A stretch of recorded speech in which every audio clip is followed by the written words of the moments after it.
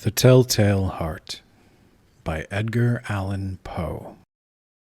True, nervous, very, very dreadfully nervous I had been and am. But why will you say that I am mad? The disease had sharpened my senses, not destroyed, not dulled them. Above all was the sense of hearing acute.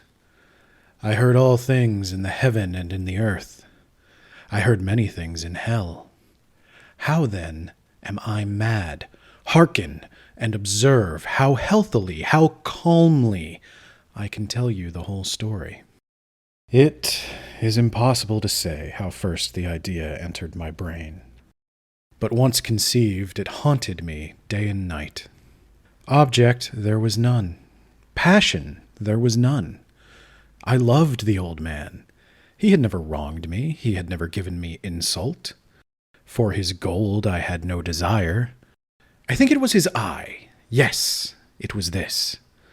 One of his eyes resembled that of a vulture, a pale blue eye with a film over it. Whenever it fell upon me, my blood ran cold. And so, by degrees, very gradually, I made up my mind to take the life of the old man, and thus rid myself of the eye forever. Now this is the point. You fancy me mad. Madmen know nothing, but you should have seen me. You should have seen how wisely I proceeded, with what caution, with what foresight, with what dissimulation I went to work. I was never kinder to the old man than during that whole week before I killed him. And every night, about midnight, I turned the latch of his door and opened it, oh, so gently. And then, when I had made an opening sufficient for my head, I put in a dark lantern, all closed so that no light shone out, and then I thrust in my head. Oh, you would have laughed to see how cunningly I thrust it in. I moved it slowly, very, very slowly, so that I might not disturb the old man's sleep. It took me an hour to place my whole head within the opening so far that I could see him as he lay upon his bed. Ha! Would a madman have been so wise as this? And then, when my head was well in the room, I undid the lantern cautiously. Oh, so cautiously, for the hinges creaked. I undid it just so much that a single thin ray fell upon the vulture eye. And this I did for 7 long nights, every night, just at midnight. But I found the eye always closed, and so it was impossible for me to do the work. For it was not the old man who vexed me, but his evil eye. And every morning, when the day broke, I went boldly into the chamber and spoke courageously to him, calling him by name in a hearty tone, and inquiring how he had passed the night. So you see, he would have been a very profound old man indeed, to suspect that every night, just at 12, I looked in on him while he slept. Upon the 8th night, I was more than usually cautious in opening the door. A watch's minute hand moves more quickly than did mine. Never before that night had I felt the extent of my own powers, of my sagacity. I could scarcely contain my feelings of triumph. To think that there I was, opening the door, little by little, and he not even to dream of my secret deeds or thoughts. I fairly chuckled at the idea, and perhaps he heard me, for he moved on the bed suddenly as if startled. Now you may think that I drew back, but no. His room was as black as pitch with the thick darkness, for the shutters were close fastened through fear of robbers, and so I knew that he could not see the opening of the door, and I kept pushing it on steadily. I had my head in and was about to open the lantern when my thumb slipped on the tin fastening, and the old man sprang up in bed, crying out, "Who's there?" I kept quite still and said nothing. For a whole hour I did not move a muscle, and in the meantime I did not hear him lie down. He was still sitting up in the bed, listening, just as I have done, night after night, hearkening to the death watches in the wall. Presently I heard a slight groan, and I knew it was the groan of mortal terror. It was not a groan of pain or of grief. Oh, no. It was the low, stifled sound that arises from the bottom of the soul when overcharged with awe. I knew that sound well. Many a night, just at midnight, when all the world slept, it has welled up from my own bosom, deepening with its dreadful echo the terrors that distracted me. I say, I knew it well. I knew what the old man felt, and pitied him, although I chuckled at heart. I knew that he had been lying awake ever since the first slight noise, when he had turned in the bed. His fears had been ever since growing upon him. He had been trying to fancy them causeless, but could not. He had been saying to himself, "It is nothing but the wind in the chimney. It is only a mouse crossing the floor," or "It is a mere cricket which has made a single chirp." Yes, he has been trying to comfort himself with all these suppositions, but he has found all in vain. All in vain, because death, in approaching him, had stalked with his black shadow before him and enveloped the victim.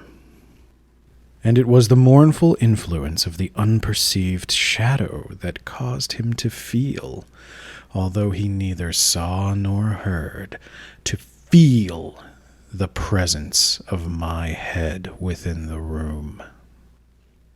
When I had waited a long time, very patiently, without hearing him lie down, I resolved to open a little, a very, very little crevice in the lantern. So I opened it. You cannot imagine how stealthily, until at length a single dim ray, like the thread of the spider, shot out from the crevice and fell upon the vulture eye.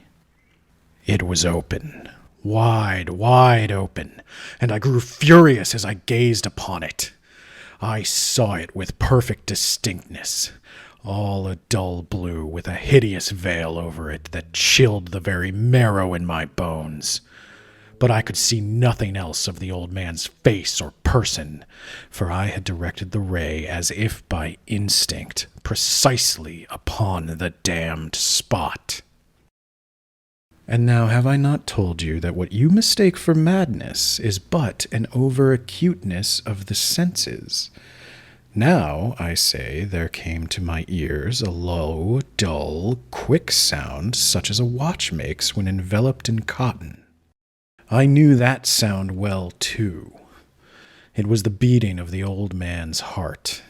It increased my fury, as the beating of a drum stimulates the soldier into courage.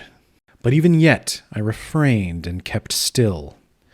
I scarcely breathed. I held the lantern motionless. I tried how steadily I could maintain the ray upon the eye. Meantime, the hellish tattoo of the heart increased. It grew quicker and louder every instant.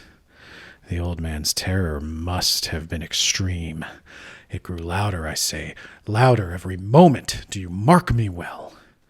I have told you that I am nervous. So I am.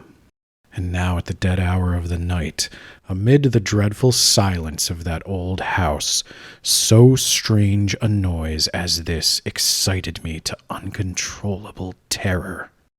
For some minutes longer I refrained and stood still, but the beating grew louder. I thought the heart must burst. And now a new anxiety seized me. The sound would be heard by a neighbor. The old man's hour had come. With a loud yell, I threw open the lantern and leaped into the room. He shrieked once only. In an instant, I dragged him to the floor and pulled the heavy bed over him. I then smiled gaily to find the deed so far done.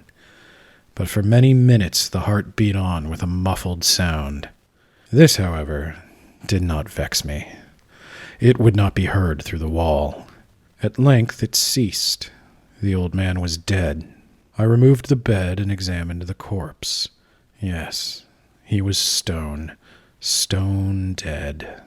I placed my hand upon the heart and held it there many minutes. There was no pulsation. He was stone dead. His eye would trouble me no more. If you still think me mad, you will think so no longer when I describe the wise precautions I took for the concealment of the body. The night waned, and I worked hastily but in silence. First of all, I dismembered the corpse. I cut off the head and the arms and the legs. I then took up 3 planks from the flooring of the chamber and deposited all between the scantlings.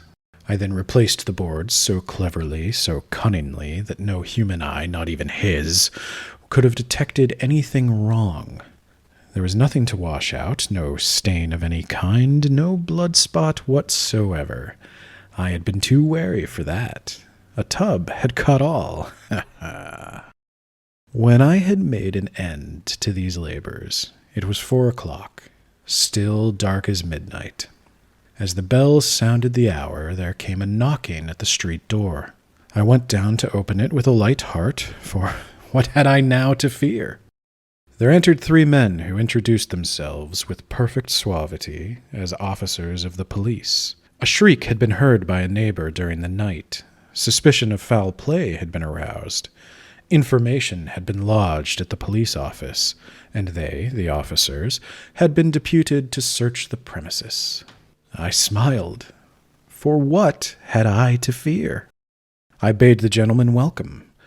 The shriek, I said, was my own in a dream. The old man, I mentioned, was absent in the country. I took my visitors all over the house. I bade them search well.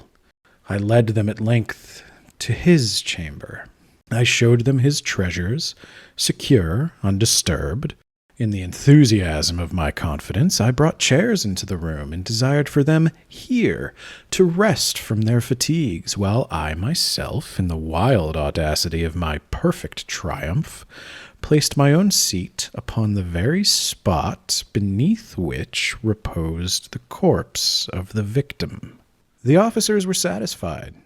My manner had convinced them. I was singularly at ease. They sat, and while I answered cheerily, they chatted of familiar things, but ere long I felt myself getting pale and wished them gone. My head ached, and I fancied a ringing in my ears, but still they sat and still chatted. The ringing became more distinct. It continued and became more distinct. I talked more freely to get rid of the feeling, but it continued and gained definitiveness until at length I found that the noise was not within my ears. No doubt I now grew very pale, but I talked more fluently and with a heightened voice, yet the sound increased, and what could I do? It was a low, dull, quick sound, much such a sound as a watch makes when enveloped in cotton. I gasped for breath, and yet the officers heard it not. I talked more quickly, more vehemently, but the noise steadily increased. I arose and argued about trifles in a high key, with violent gesticulations, but the noise steadily increased. Why would they not be gone? I paced the floor to and fro with heavy strides, as if excited to fury by the observations of the men, but the noise steadily increased. Oh God, what could I do? I foamed, I raved, I swore. I swung the chair upon which I had been sitting and grated it upon the boards, but the noise arose over all and continually increased. It grew louder, louder, louder, and still the men chatted pleasantly and smiled. Was it possible they had not heard? Almighty God, no, no, they had heard. They heard. They suspected. They knew. They were making a mockery of my horror. This I thought, and this I think. But anything was better than this agony. Anything was more tolerable than this derision.